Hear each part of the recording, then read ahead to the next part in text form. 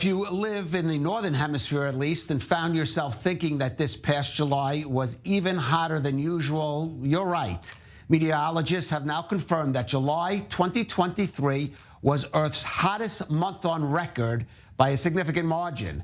Now, July's global average temperature of 16.95 degrees Celsius, remember we're also including the southern hemisphere there, that's 62.51 degrees Fahrenheit, was a third of a degree Celsius higher than the previous record set in 2019.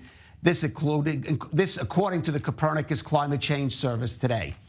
Now, normally global temperature records are broken by hundredths or a tenth of a degree, so this margin is unusual. Now, records were set at various locations around Europe, and the U.S. is estimated to have suffered some $1 billion in damages of various kinds by July's scorching sizzle. Well, joining us now for more on this is Professor Yoav Yair, Dean of the School of Sustainability at Reichman University, speaking to us for Saba. Professor Yair, thanks for joining us.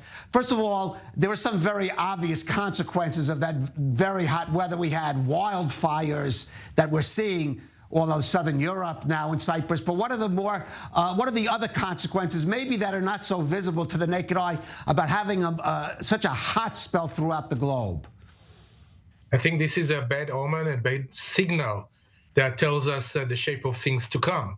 We are breaking records one after the other. June was the hottest on record, and now July easily surpassed that with 0.43 degrees Celsius above pre-industrial average. So we are already passing the 1.5 historical Paris Agreement threshold.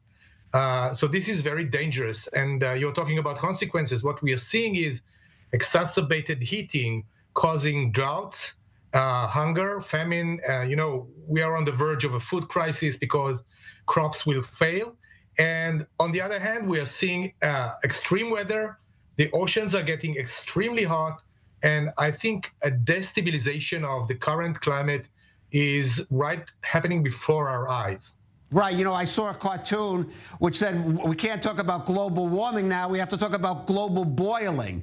And even if emissions were cut drastically tomorrow, which they're not going to be, there's obviously a trend that's going to continue. So even just in the short term, what should governments, organizations, authorities be doing to in some way deal with the situation now?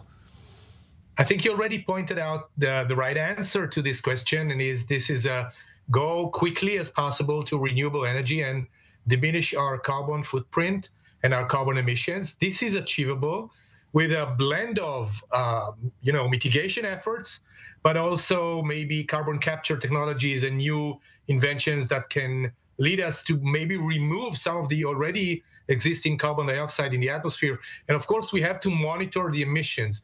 Without that, we are going into an uncharted territory of I wouldn't say relentless heating, because this specific July is a combination of the global trend, as you mentioned, but also the El Nino semi-annual climatic change that is riding on top of this global trend, which makes 2023 a really hot year. I expect 2024 to be less warm, but that's in the future.